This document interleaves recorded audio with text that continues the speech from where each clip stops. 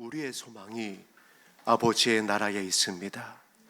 우리의 봄이 아버지의 나라에 있습니다.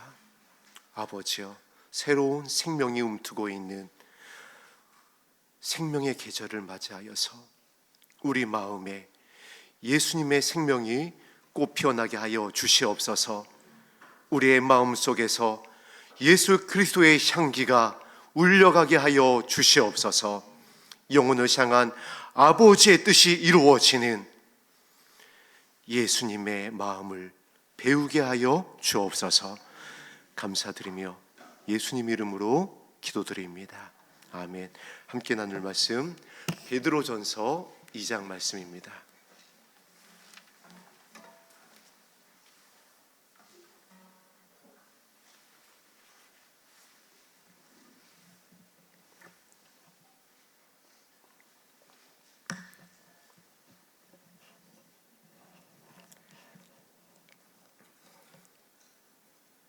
신약성경 378면입니다.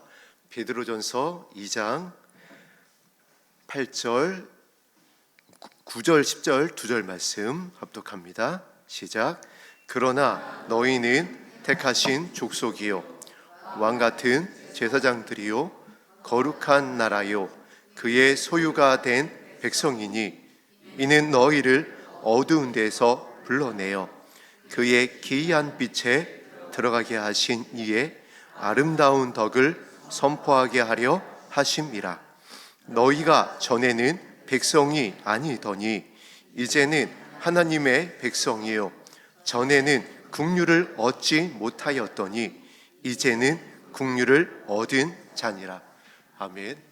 이 10절 말씀에서 예외인 사람이 한 사람도 없습니다. 베드로가 베드로전서를 통하여 이렇게 편지하고 있습니다. 너희가 전에는 백성이 아니었다. 하나님의 자녀가 아니었다. 그런데 그것으로 끝난 것이 아니라 창세기 3장 15절에서 약속하신 말씀대로 십자가에서 우리를 향한 아버지의 사랑을 확증하여 주셨고 이제는 하나님의 백성이 되었다. 할렐루야. 그래서 오늘 우리가 이 자리에 모여 있습니다. 주의 이름으로 아버지의 뜻을 십자가에서 이루신 예수님의 이름으로 모였습니다. 그래서 하나님의 자녀가 되는 권세를 받았느니라. 아멘. 제가 교회 학교 다닐 때 목사님께서 이 권세에 대해서 이렇게 예화를 들어주셨습니다. 그 25톤짜리 대형 덤프트럭이 질주를 하고 있는데 그 덤프트럭을 손가락 하나로 까딱 세우는 사람이 있다라는 겁니다. 그게 누구죠? 교통경찰관. 신호위반을 했거나 과속을 했거나 무엇인가 도로교통법을 위반하면 경찰이 보고 있다가 눈 하나 깜짝 안 하고 25톤이든 50톤 트럭이든 서라고 하면 트럭 운전사는 서야 합니다. 아무리 큰 대형 트럭이 달리고 있어도 그것을 권세다라고 알려주시는 겁니다. 나라로부터 받은, 위임받은 권세인 겁니다. 그래서 속도와 상관없이, 덩치와 상관없이 이 덤프트럭 운전기사는 멈춰야 하는 겁니다. 길에 이 차를 세워야 되는 겁니다. 그것을 권세라고 그랬습니다.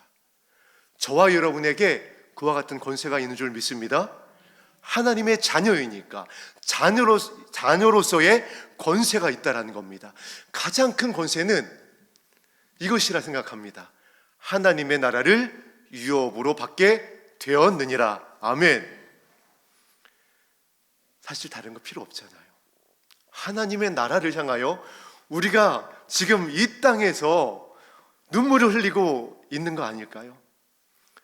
주의 오심을 기다리며 주님 앞에 영광의 날에 서기 위하여 우리가 눈물로 씨를 뿌리고 있는 줄로 믿습니다.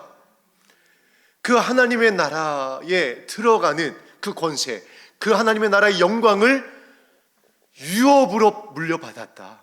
그런데 그 하나님 나라의 영광이 어떤 것이냐 하면 다스리는 것이라고 그랬습니다. 예수님이 만왕의 왕이고 그 신랑 되는 예수님의 신부된 우리가 예수님과 함께 예수님과 같이 다스리느니라. 할렐루야. 우리가 하나님의 자녀가 되는 하나님의 백성이 되었습니다. 하나님의 나라를 유업으로 물려받고, 그리고 예수 그리스도의 이름으로 귀신을 내어쫓습니다. 아니 목사님, 저는 축사의 은사가 없습니다. 아니요 여러분, 여러분의 눈물의 기도로 누군가가 돌아온다면은 사단이 울며 떠나간 것입니다.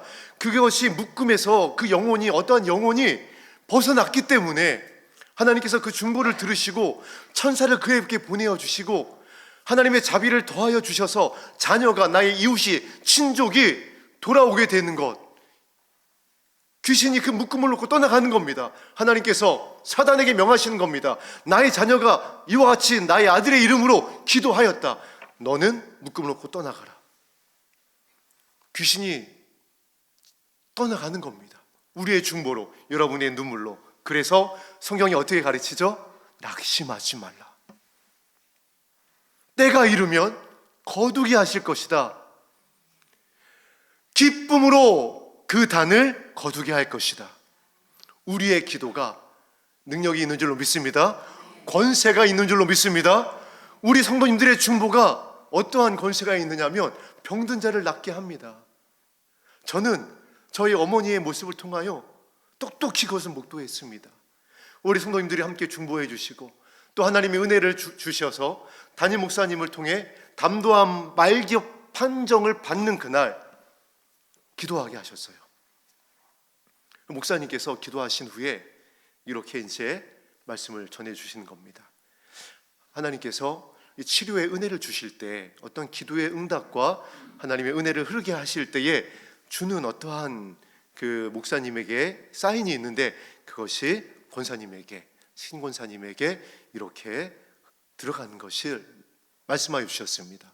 그래서 저는 그것이 이제 치유와 회복이 아닐까 그렇게 이제 기대를 했지만은, 하나님의 뜻과 사람의 뜻과 사람의 뜻과 하나님의 뜻은 다르고 사람의 길과 하나님의 길은 다르다라고 이 의사의 어떤 진단대로 10여 개월을 넘기지 못하고 하나님의 부르심을 받으셨습니다. 그런데 놀라운 것은 우리 성도님과 나누었듯이 담도암 말기 환자는요, 마약성 진통제가 없이는 견딜 수가 없는 극심한 고통에 시달립니다.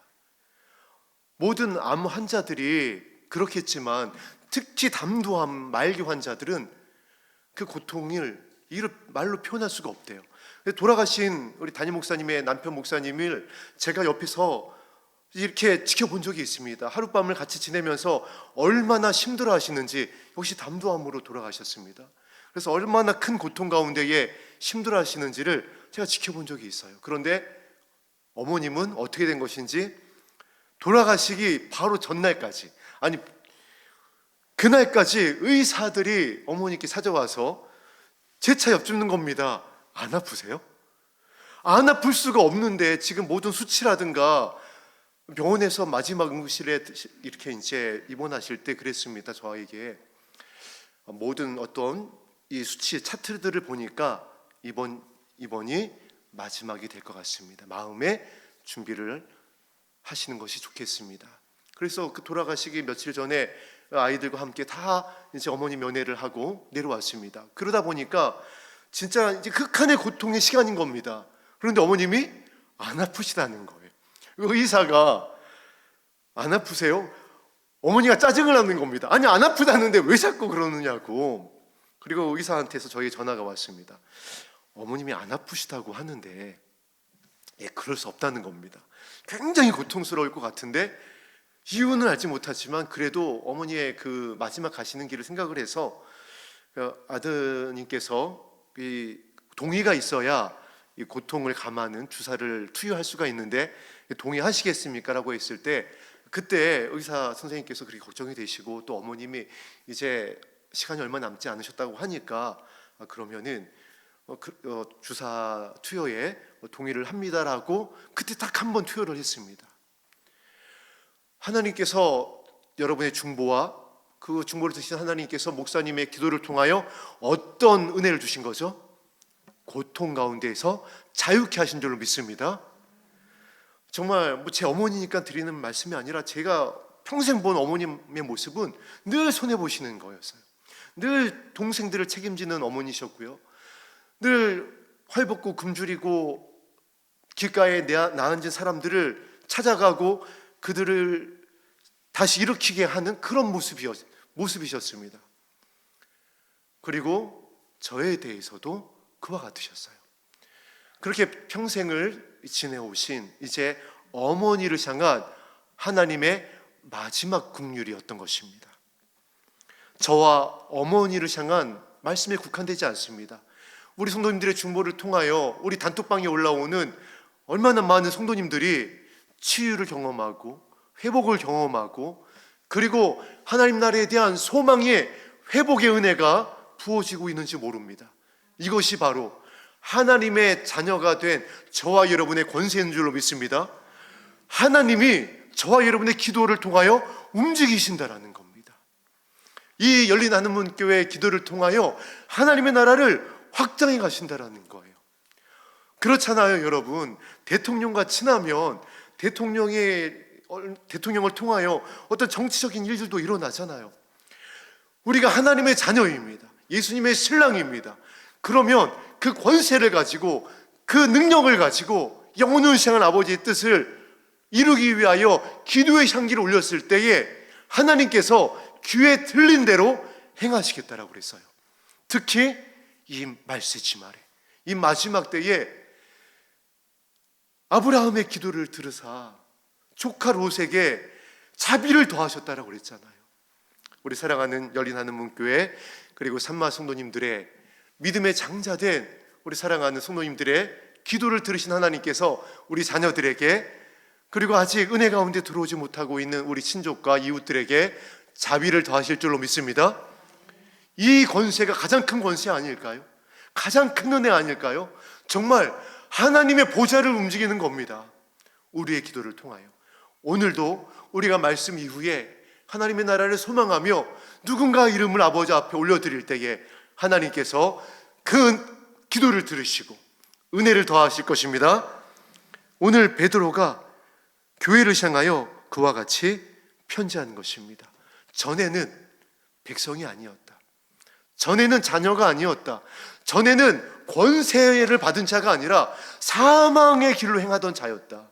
그러나 십자가에서 아버지의 뜻을 이루신 예수 그리스도의 피로 인하여, 그 사랑으로 인하여 하나님의 백성이 되었고 하나님의 자녀가 된 권세를 받았고 하나님의 나라를 유업으로 받을 수가 있게 되었다. 이것을 이렇게 편지합니다.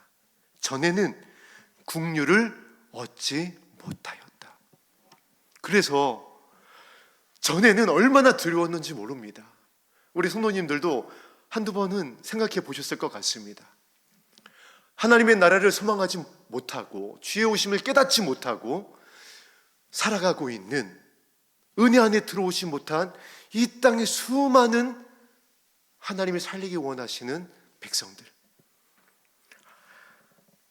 하나님의 백성이 되지 못하고 긍휼을 얻지 못한 백성들, 하나님의 자녀가 되지 못하고 하나님의 나라를 소망하지 못하고 있는 그들, 지금 어떻게 살아갈 수 있을까요? 정말 두려워하지 않을까요? 제가 그래서 그 단면을 본 적이 있습니다. 구리에 살 때인데 어떤 이제 정말 말끔하게 정장을 딱 차려입은 젊은 청년이 딱 봐도 최소 은수저예요. 타고 다니는 차가 그 외제차였습니다. 아주 좋은 차였어요. 그 운전석에서 딱 내리더니 무엇인가 이제 트렁크에서 짐을 꺼내려고, 제가 이제 나름 차에 좀 관심이 있다 보니까 그걸 좀 이렇게 보고 있었습니다. 트렁크를 딱 여는데, 트렁크를 딱 여는 순간 딱 했습니다. 왜냐하면 트렁크 문이 딱 열리는 순간 트렁크에 굴비 한 마리가 딱 달려있는 거예요. 정말 그렇구나. 아무리 금수저, 다이아몬드 수저가 아니라 무슨 어떤 수저여도 두려운 겁니다. 아무리 좋은 차를 타고 다녀도, 아무리 좋은 환경에서 살고 있어도, 아무리 많이 가졌어도, 배웠어도, 누리고 있어도 두려운 거예요. 죽음이 두려운 겁니다. 이 땅에 환란이, 가시와 엉겅퀴가, 저주가 죽도록 무서운 거예요. 그래서 그 젊은 청년이 그 샤프하게 생긴, 정말 얼굴도 잘생겼더라고요. 그런데 굴비를 뒤에다가 달고 다니는 겁니다. 트렁크 뒤에다가. 제가 생각을 했습니다. 아마 한번 뒤에서 받쳤었나 보다. 그것이 존귀하나 깨닫지 못하면 멸망하는 짐승과 같을 수밖에 없는 우리의 연약함이라는 거예요. 우리가 그와 같이 전에는 긍휼을 얻지 못하고 두려워했습니다. 방황했습니다. 부어 만든, 깎아 만든 우상을 섬겼었습니다. 그러나 오늘 이 자리에 모인 저와 여러분들은 이제는 긍휼을 얻은 자니라. 할렐루야. 은혜를 얻은 자니라. 우리는 자격이 없지만, 받을 만한 어떠한 자격도 없지만, 하나님의 나라를 유업으로 받을 수 있는, 권세를 받을 수 있는 어떠한 자격도 없는 죄인이지만 긍휼로 우리를 먼저 사랑하여 주신 아버지의 선하심으로, 지팡이와 막대기로 안위하여 주시고 인도하여 주신 아버지의 마음으로 오늘 우리가 하나님의 백성이 되었고, 긍휼을 받아서 하나님의 나라를 유업으로 받게 되어졌고, 하나님의 자녀가 되는 권세를 얻게 되어서 주와 함께 이제 다스리게 될 줄로 믿습니다. 교회를 향하여 베드로가 이와 같은 편지를 전할 수밖에 없는 이유가 있었습니다. 베드로는 이 베드로 전후서를 기록한 뒤 얼마 안 있다가 우리가 잘 알고 있듯이 십자가에 거꾸로 못 박혀 순교를 합니다. 그 베드로가 모든 교회를 향하여 이제 편지를 남기는 겁니다. 많은 시간, 수십 년 초대교회를 섬기고 이제 이 편지를 남기는 겁니다. 베드로의 믿음의 여정을 우리가 잘 알고 있습니다. 얼마나 영광스러운 예수님의 부르심을 받았나요? 사람을 낚는 어부가 되게 하겠다. 천국 열쇠를 맡기겠다. 반석 위에, 내 반석 위에 교회를 세우겠다. 음부의 권세가 해하지 못하게 될 것이다. 바다 위를 걷습니다. 예수님의 은밀한 사역의 자리에 늘 동행을 합니다. 예수님을 부인하기도 합니다. 그런데 예수님이 직접 찾아오십니다. 그리고 예수님께로부터 직접 영혼들을 향한 사명을 부탁받습니다. 그리고 약속하신 성령이 임한 다음에 영광스러운 초대교회를 여는, 하늘의 문을 여는, 하나님의 뜻이 이 땅에 이루어지는 영광스러운 반석이 되어지고 어부가 되어지고, 그리고 오늘 우리에게 이 편지를 남깁니다. 나 또한 그와 같은 자였다. 나 또한 부인하던 자였다. 두려워하던 자였다. 그러나 나야말로 긍휼을 받은 자다. 용서받은 자다. 부인했는데, 욕했는데, 누구보다도 예수님의 마음을 아프게 했는데, 그런데 그 주님이 나를 찾아오셨다. 그리고 부르신 그 약속대로 나를 사람을 낚는 어부가 되게 하여 주셨고, 부르신 그 약속의 말씀대로 영혼을 향한 아버지의 뜻을 이루는 사도가 되게 하여 주셨다. 그리고 이제 오고 가는, 특히 주의 오심을 앞두고 있는 저와 여러분들을 향하여, 그 초대교회 성도들을 향하여, 이 마지막 때 교회 성도들을 향하여 간절히 편지한 겁니다. 자신의 모습을 뒤돌아보며 또 이제 그 길을 걸어가야 하는, 예수님의 길을 걸어가야 하는 예수 그리스도의 신부들을 향하여 어떠한 자여야 하는지 편지합니다. 너희는 택하신 족속이다. 예수님이 택하신 줄로 믿습니다. 나의 어떠함이 아니에요. 내가 부르심을 받을 만하여서, 내가 택하심을 받을 만하여서, 내가 어떤 사명을 받을 만하여서 택하신 것이 아니라는 거예요. 하나님이 우리를 택하신 이유는 아버지께서 어떠한 우리의 근거를, 영광스러운 근거를 발견할 수 없지만 우리를 택하신 이유는 지금 이 자리에서 우리가 주의 이름을 부를 수 있는 마음의 중심을 하나님께서 감찰하셨기 때문인 줄로 믿습니다. 니고데모를 그렇게 부르셨습니다. 그리고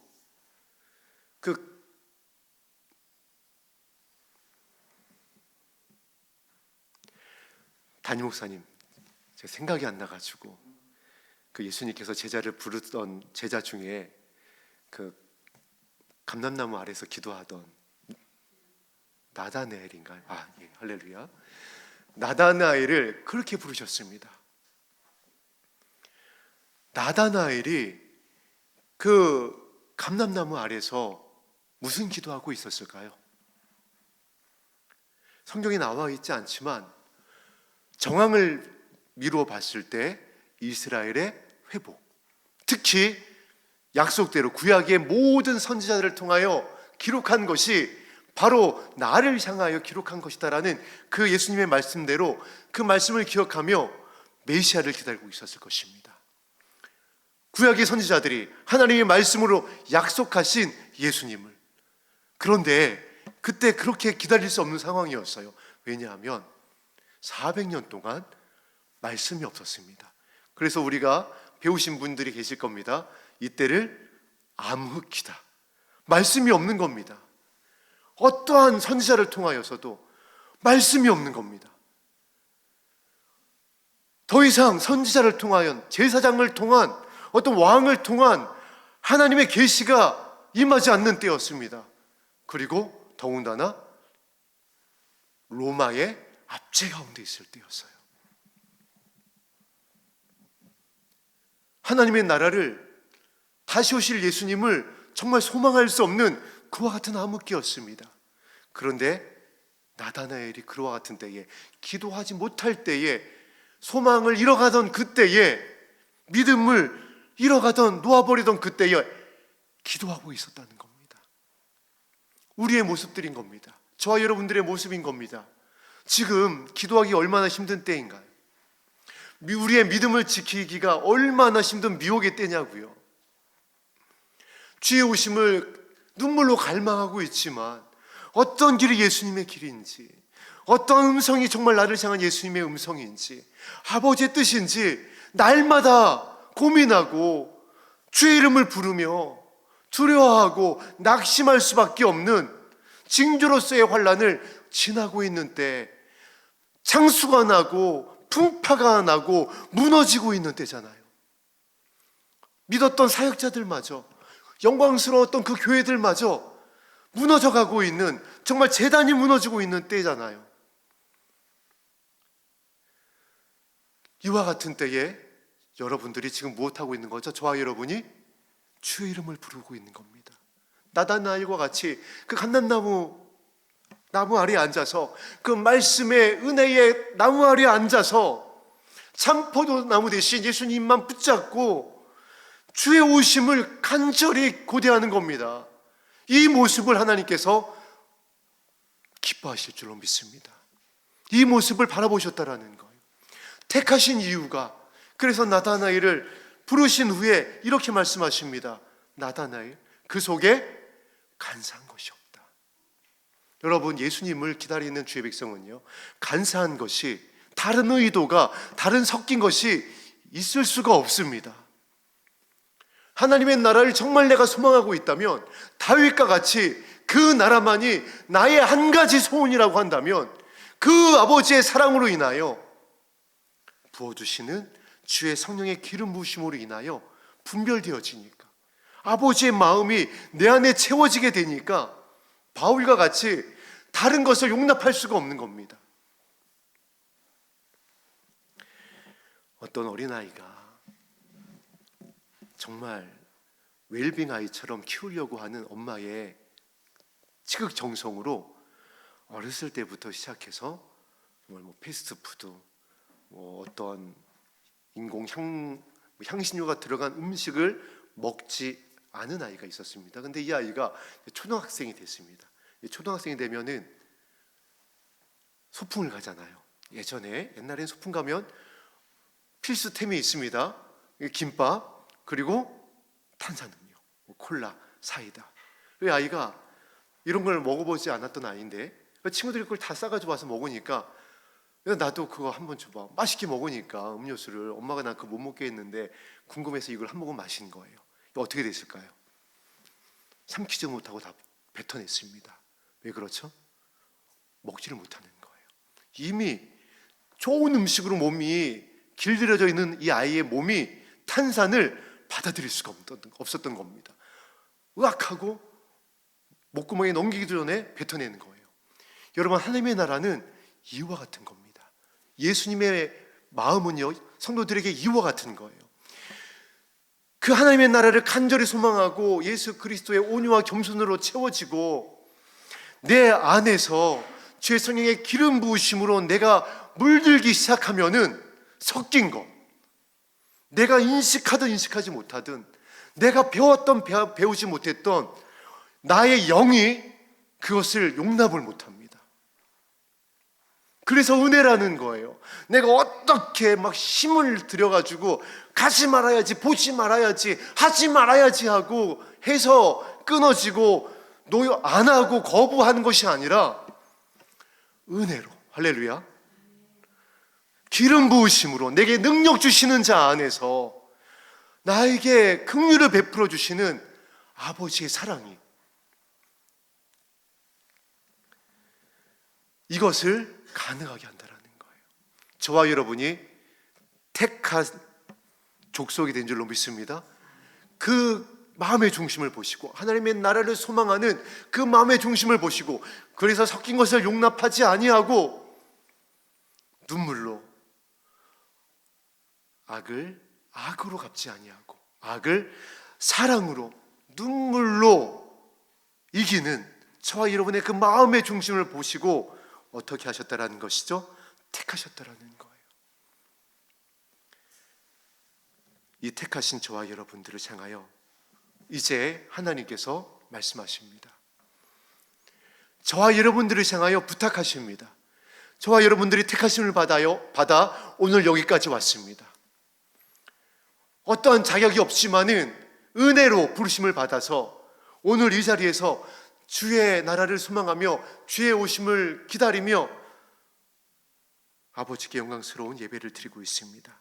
그와 같은 저와 여러분들을 향하여 이제 그 다음에 우리의 모습을 편지합니다. 왕 같은 제사장들이어야 한다. 할렐루야. 택하신 저와 여러분들을 향하여 바로 말씀하십니다. 너희들은 왕이야. 그런데 그냥 아니라 왕 같은 제사장이야. 다스리는 자야. 화평케 하는 자야. 여러분, 제사장의 역할이 그와 같은 역할이잖아요. 화목제물을 드려서 화평케 하는 겁니다. 왕과 같이 다스리며 인도하며 화평케 하며 영혼을 향한 아버지의 뜻을 이루라고 택하셨다라는 거예요. 이 교회를 택하신 이유, 이곳으로 인도하신 이유, 저와 여러분을 택하셔서 오늘 이 자리에 모이게 하시는 이유 무엇이 되라? 너희들은 왕이야. 너희들은 제사장이야. 하나님이 이와 같은 권세를 주셨습니다. 할렐루야. 그런데 우리가 오해한다라는 거예요. 왕이 주는 권세가 있습니다. 그 파워가 있어요. 왕, 말 그대로 다스리는 자입니다. 통치자입니다. 그리고 어떻게 보면 우리 모두가 마음의 중심 안에 왕이 되고자 하는 마음이 있어요. 높아지려고 하는 마음이 있습니다. 나의 뜻을 이루고자 하는 마음이 있습니다. 이것이 강해지다 보니까, 이것이 강한 목사님이 강단에서 이것이 정말 강해지다 보면 예수님은 온데간데 없고 교회의 머리가 예수님이 되어야 되는데, 교회의 머리 된 예수님을 잠시 어디 이렇게 다른 곳으로다가 모셔놓고 본인이 왕이 되어 교회를 이끌려 합니다. 목사님뿐만 아닙니다. 우리 가정에서도 마찬가지입니다. 가정에서도 가장이, 때로는 엄마가 왕이 되려고 해요. 나의 뜻을 남편에게, 아내에게, 자녀에게 관철시키려고 합니다. 그런 왕을 말씀하고 있는 것이 아닙니다. 어떤 왕이냐? 우리 말씀을 통해 찾아보겠습니다. 사무엘상 8장 7절을 보겠습니다.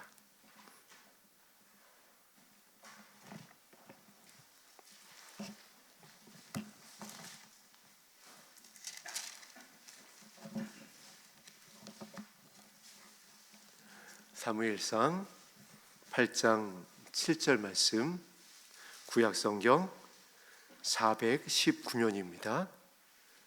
사무엘상 8장 7절 말씀, 구약성경 419면에 있는 사무엘상 8장 7절 말씀을 다 같이 한 목소리로 합독합니다. 시작.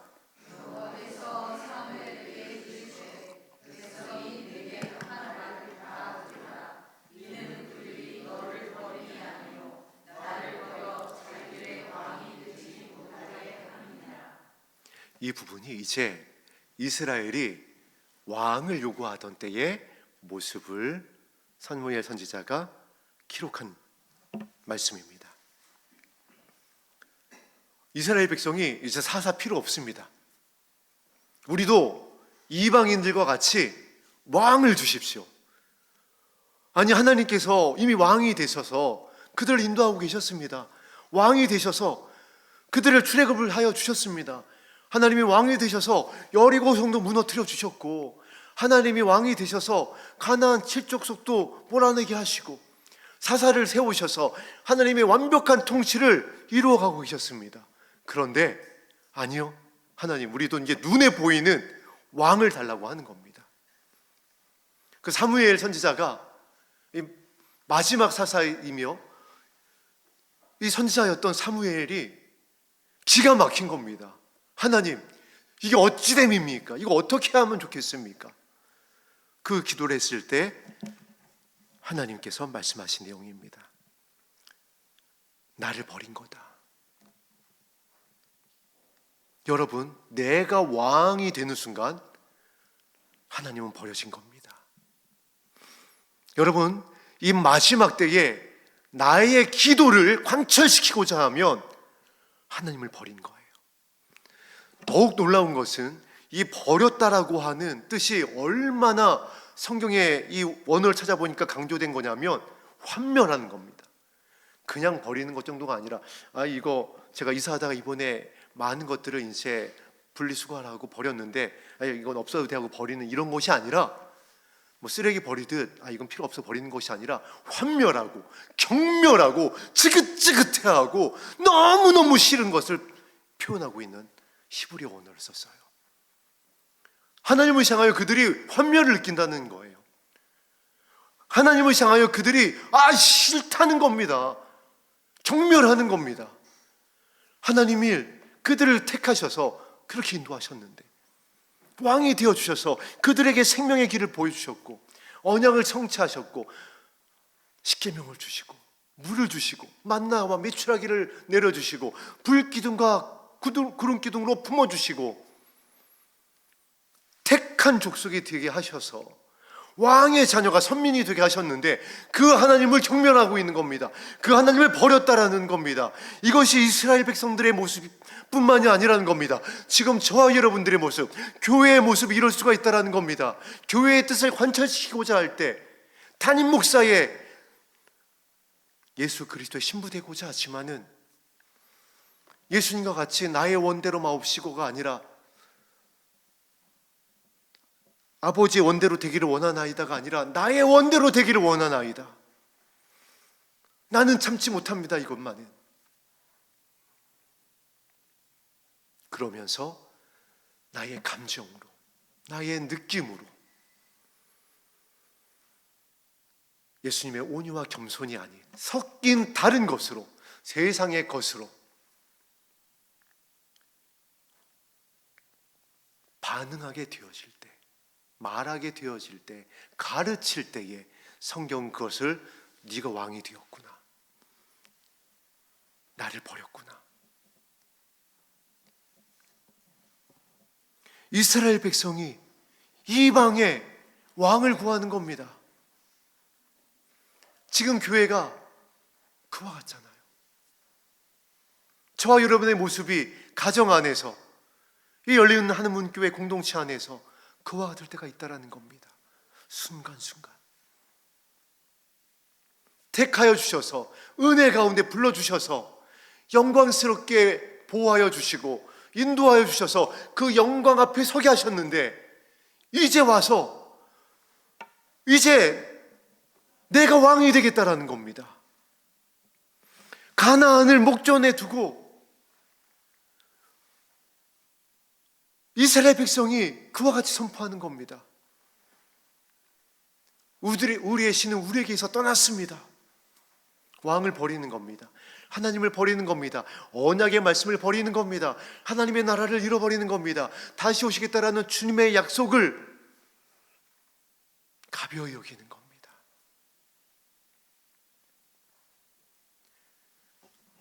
8장 7절이 그것을 말씀하고 있는 것입니다. 너를 버림이 아니요 나를 버려 자기들의 왕이 되지 못하게 함이니라.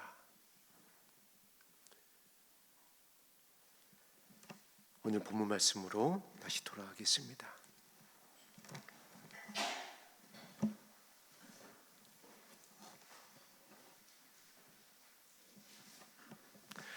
사랑하는 우리 열린 하늘문교회와 산마교회 성도님들께 말씀을 드립니다. 우리를 택하여 주셨습니다. 하나님의 나라를 간절히 소망하고 있는, 기다리고 있는 우리의 마음의 중심을 하나님께서 기뻐 받으시고 우리를 택한 족속으로 예수 그리스도의 신부로 오늘 주님 앞에 서게 하셨습니다. 그리고 예수님께서 이제 왕 같은 제사장으로, 만왕의 왕이 되시는 예수님의 순결한 신부로 이제 취하시기 위하여 이 편지를 교회에게 말씀하고 있는 것입니다. 너희들은 이제 왕 같은 제사장들이 되어야 한다. 신옷을 입고 있어야 한다. 옳은 행실이 있어야 한다. 그리고 그것은 갇힌 자를 찾아가는 것이다. 목마른 자를 마시우게 하는 것이다. 핍박하는 자를 위하여 눈물로 기도하는 것이다. 강도 만난 자의 이웃이 되어주는 것이다. 우리 공동체 안에, 가정 안에 있다. 그들의 발을 씻기는 것이다. 그것이 왕이 하는 역할이라는 겁니다. 예수님이 만왕의 왕으로 오셔서 발을 씻기셨잖아요. 내 말 들어. 나의 뜻은 십자가에서 천사들을 동원해서 감히 나를 하고 너희를 다 쓸어버리는 것, 쓸어버릴 수 있지만 그렇게 하는 것이 아니야. 나의 뜻은 영혼을 향한 아버지의 뜻을 이루는 것이기 때문에 그 잔을 마신 것이다. 그래서 우리는 예수님을 평화의 왕이다. 그래서 우리는 예수님을 만왕의 왕이다, 사랑의 왕으로 고백하고 있는 줄로 믿습니다. 예수 그리스도의 신부라면 그래야 한다라는 거예요.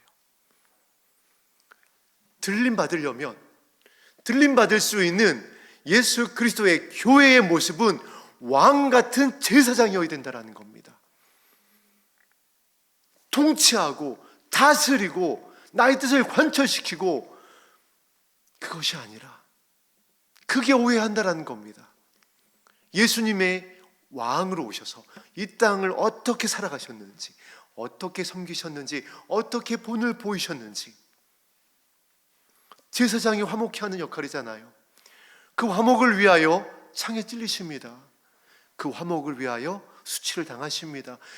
그 화목을 위하여 가시면류관을 쓰셨던 겁니다. 채찍질을 당하셨던 겁니다. 우리는 어떻게 하고 있나요?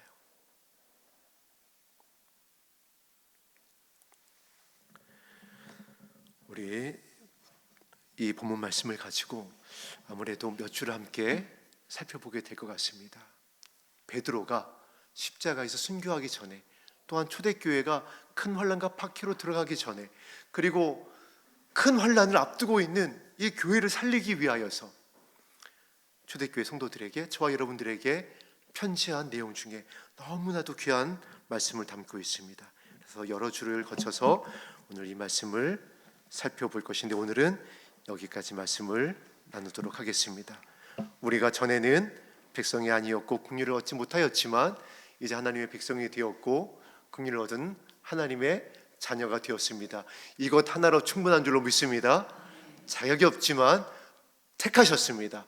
하나님께서 택하시고 우리에게 이제 부탁하신 것은, 너희도 예수님과 같이 왕 같은 제사장이 되어 화평케 하고 화목케 하는 예수 그리스도의 신부가 되어졌으면 좋겠다라고 편지하고 있습니다. 우리가 그 말씀의 여정을 몇 주간에 걸쳐서 함께 떠나보도록 하겠습니다. 우리 마지막에 드렸던 예수의 길 함께 찬송 드린 후에 말씀에 의지하여 기도하겠습니다.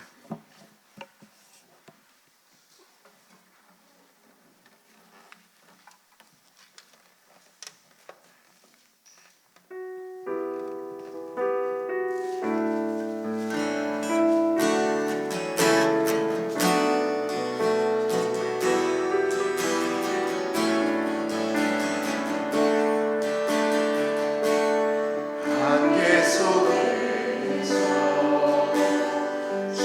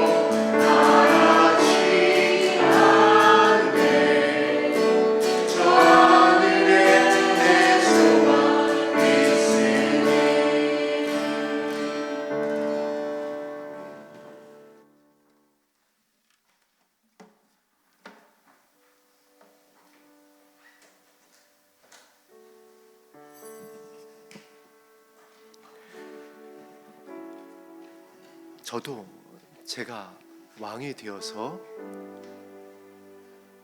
가정을 다스리던 때가 있었습니다. 이렇게 저렇게 해야 돼. 안 되면 목소리를 높이기도 하고 뛰쳐나가기도 하고 집어 던져보기도 하고 폭력을 쓰기도 해봤습니다. 왕이 되면, 내가 왕이 되면, 하나님을 버리면 그 마지막이 반드시 살기가 등등해집니다. 바울과 같이, 예수님을 만나기 전에 바울과 같이 자신이 왕이 되면 자신의 지식, 자신의 경험, 이 땅의 것을 동원한, 또한 아버지의 마음을 잃어버린 하나님의 말씀이 내 안에 지식에 쌓이게 되면, 마음이 아닌 내 머리에 쌓이게 되면 반드시 살기가 등등해집니다. 죽인다라고요. 솔로몬 앞에 왔던, 아이를 압사시켰던 그 여인처럼 자신이 왕이 되어지면, 세상에 취하면, 지식에 취하면, 그런데 여러분, 때로는 그것이 놀랍게도 여러분 하나님의 음성일 수도 있습니다. 은사일 수도 있어요. 그것에 취하게 되어지면 성도는 죽겠다고 하는데 하나님의 음성이, 하나님의 말씀이야 보여주셔서 말씀하셔서 하면서 나의 뜻을, 영혼을 향한 아버지의 마음이 아니라 서슬퍼런 강도 만난 자를 보고도 지나가 버리는 제사장 레위인들처럼 그렇게 성도를, 가정을, 나에게 맡긴 영혼을 서서히 목을, 그 숨통을 조여갑니다. 살기가 등등해져요. 교회 안에, 가정 안에. 그래서 성도가 떠나가는 겁니다. 그래서 자녀가 부모를 떠나가는 겁니다. 그 살기 때문에, 그 혈기 때문에, 내가 왕이 되어서 하나님을 버려서 평화가 깨졌기 때문에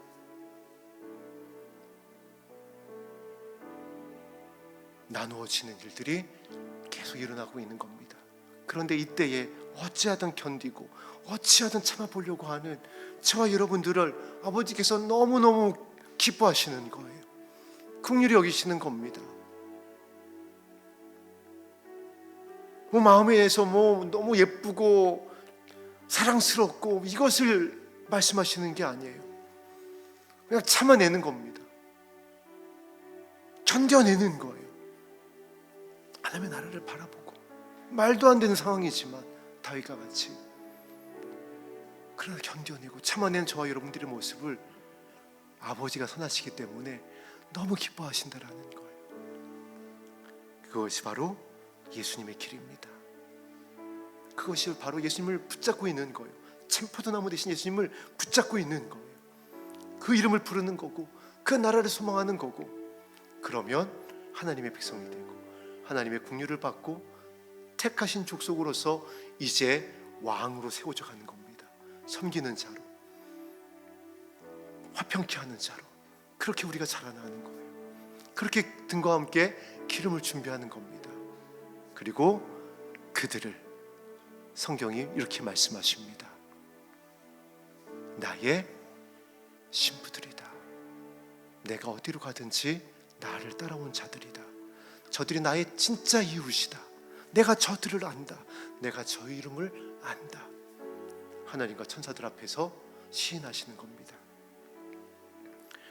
오늘 하나님 왕 같은 제사장으로 부르셨습니다. 택하여 주셨습니다. 하나님의 백성이 되게 하여 주셨고 긍휼을 입게 하여 주셨습니다. 이제 그 은혜로 인하여 내가 나에게 맡긴 나의 자녀를, 나의 이웃을, 나의 친족을 화평케 하는, 생명책에 그 이름을 올려드리는 하나님의 마음에 합한 예수 그리스도의 신부가 되게 하여 주시옵소서. 우리 간절히 말씀에 의지하여 주님 보좌 앞에 엎드려 기도하겠습니다.